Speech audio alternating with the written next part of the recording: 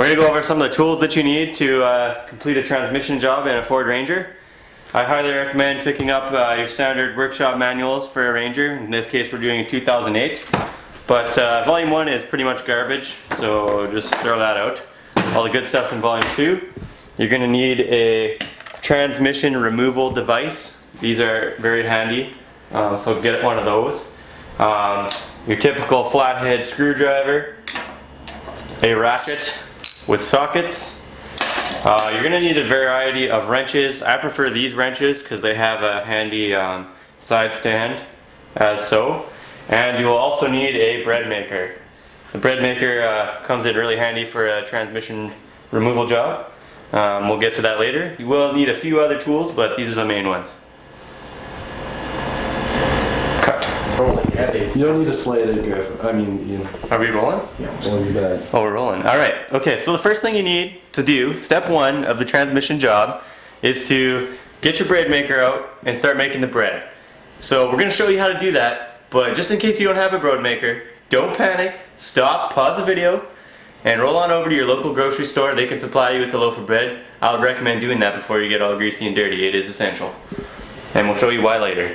So, to make the bread, the first step is to add the water, like so. 1 cup of water. Then you'll need 4 cups of flour, specifically this type of flour. If you can see, it's bread making flour. Yep.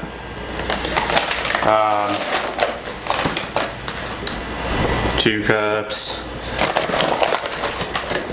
It's 2.5. Got it everywhere.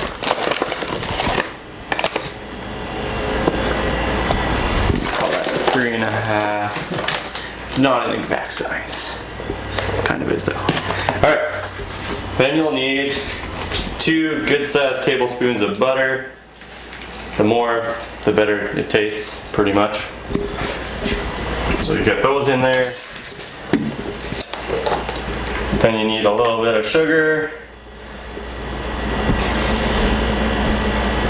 And some yeast. Key with the yeast, don't get it in the water, it'll poke a little hole in the bread so that the yeast doesn't activate. Also you need bread making yeast specifically. Pour that in there. And that is it. That's the whole shebang. I do like to add a little bit of rosemary. Gives it a nice flavor. Specifically helpful when removing a transmission. After that, hit start, come back in 3 hours, and she'll be ready.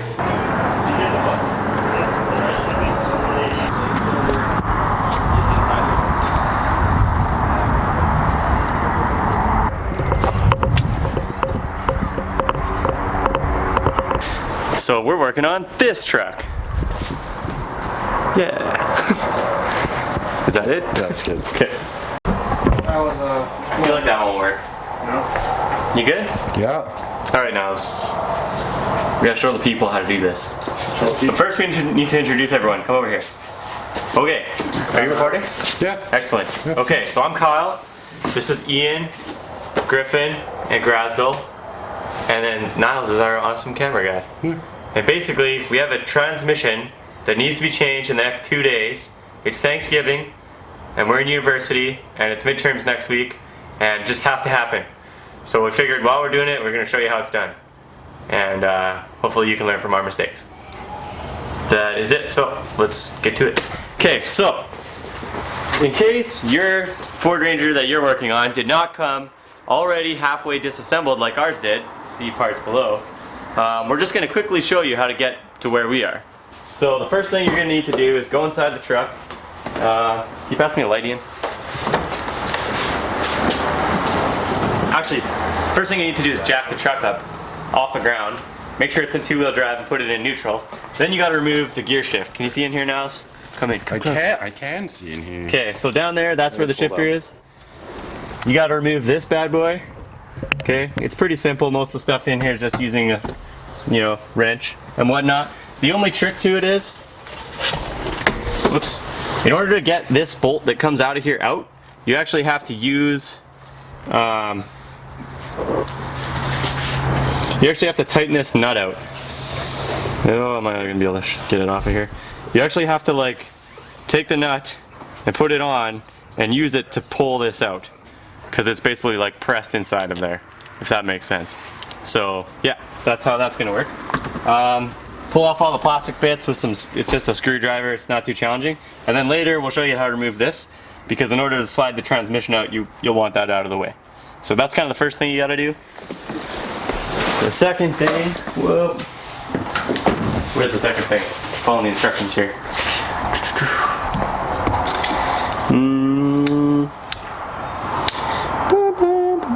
Are you recording all this? I'm recording all this. Okay, you're gonna cut out a lot of it out, right? Yep.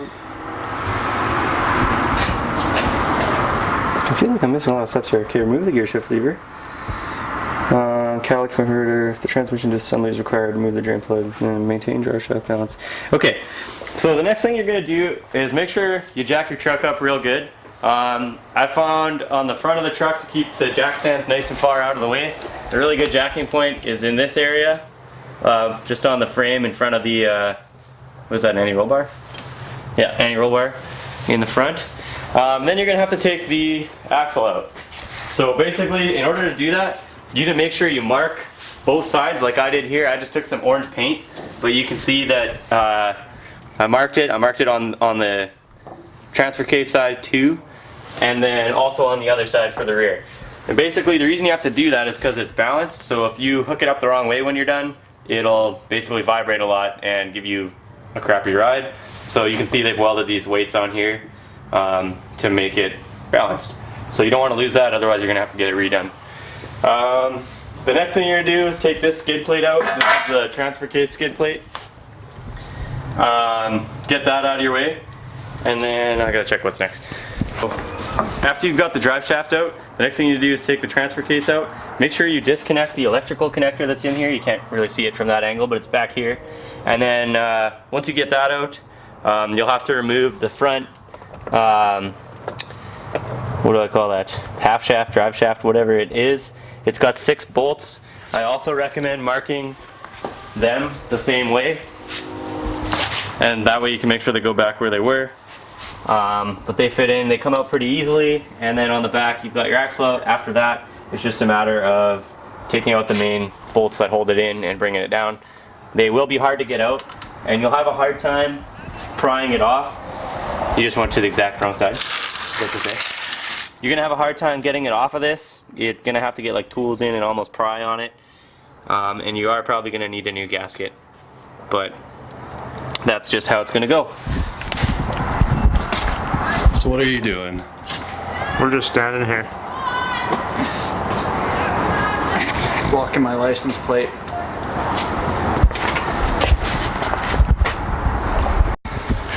Okay, so the next step is to remove the exhaust. That's pretty much where we're at right now. You need to unplug the O2 sensors. There'll be a 2 on each side. And they're pretty difficult to get at, but just keep trying, you'll eventually get them. Get a screwdriver in there and disconnect them. And then you can pull down the right hand side of the exhaust, or the passenger side of the exhaust first, is pretty what I found to be easier. And then now we're working on the driver's side. And what you can see, I don't know if he's gonna be able to camera in there, but right here, this one stripped, and now I have to cut through it. And it is very difficult to cut through. So if at all possible, try really, really hard not to strip these nuts. They're 15 millimeter. Make sure you get on them really, really good, and just, yeah, try not to strip them. They are gonna be really hard to get off. It's just what happens when exhaust corrodes. So I wish you luck with that procedure, but there's not a lot to it other than just a lot of torque and struggling. Okay. Let's start cutting things apart now.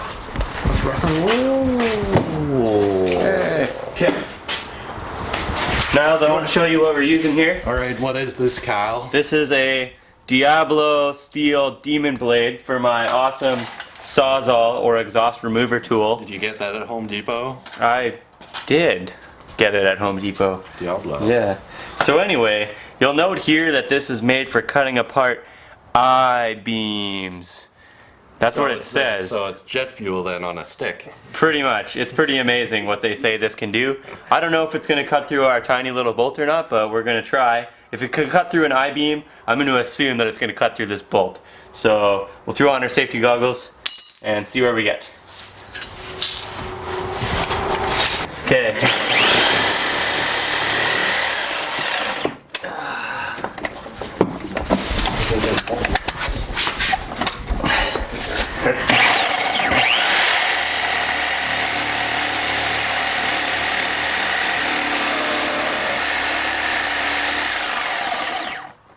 Okay.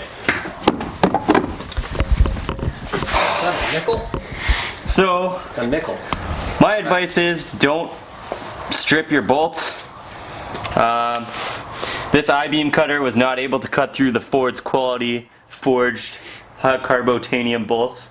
I can only assume they're carbotanium because I've gone through several of these blades now. But I got a new one that we're gonna try. It says it's for cast iron with diamond grit. So I hope this works. If it doesn't, I don't know what we're gonna do, but we'll see. I think we need to take this wheel well out. Shield. Yeah, so I need like a tiniest little, like a 6mm probably. 6mm with the ratchet on it, or no, actually the screwdriver ratchet. And then a bigger one that's more bigger. I got a 4mm. I got a million. You said the Cobalt was 5? I think it was cool 5. Well, this is a 6. So what do you like about Cobalt so much? They're so fast. It's not a 6. Give me the 5. I don't think it's a 5 either. You just got the 5. Give me the 5. Is the 6 too big? More numbers. Okay, I'll try it. Yep, that fits. Good old standardization. I think that's yours. Handle it. I'll need a bigger one. Looks like it's I don't know, 5/8, half inch. You could try a half inch.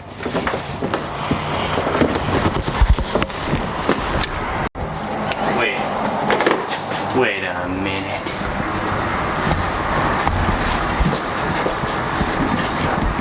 You know what? What? I've changed my mind. We're not taking it out? Yeah, there's a lot more. There's a lot more bolts in it than I thought. So just don't lose those. Okay. Put them somewhere safe. Okay.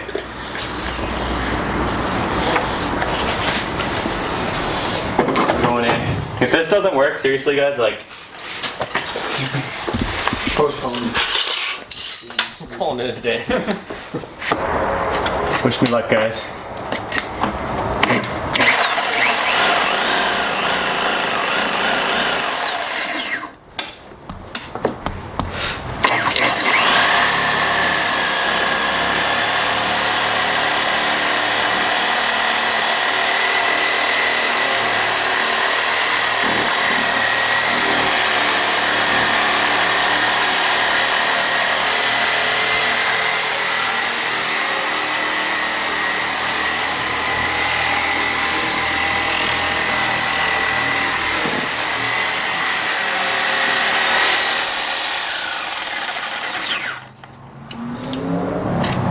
Holy cow! It worked? I think it cut like halfway through already.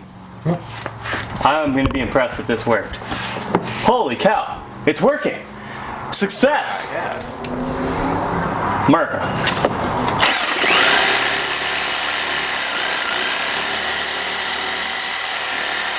Alright. So, I don't want anyone under there, but if someone can kind of lay down here and get ready to kind of catch it. Like, I don't care if it hits the ground, but just so it's not like, it doesn't go smashing down. Okay. Hey, why don't you put the roller seat underneath it so it just hits the roller seat first? Sure. That's clever, Grest. Oh, throw me the roller seat.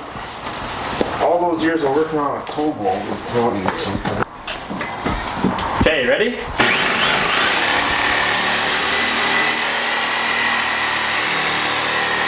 Oh, it's amazing!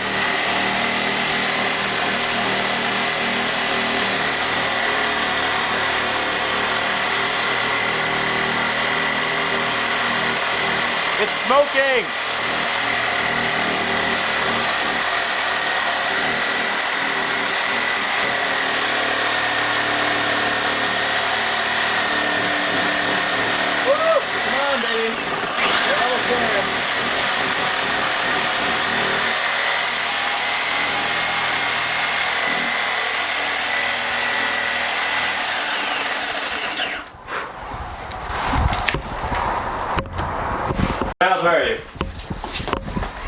So for those of you who are wondering, the Sawzall diamond grip blade worked excellently. It cut through it, you know, I'd say about, well, I don't know, a billionth of the time. I went through 3 steel blades, didn't even get a quarter of the way through. This guy just totally took care of it. Really glad I bought it. Great tool. Yeehaw.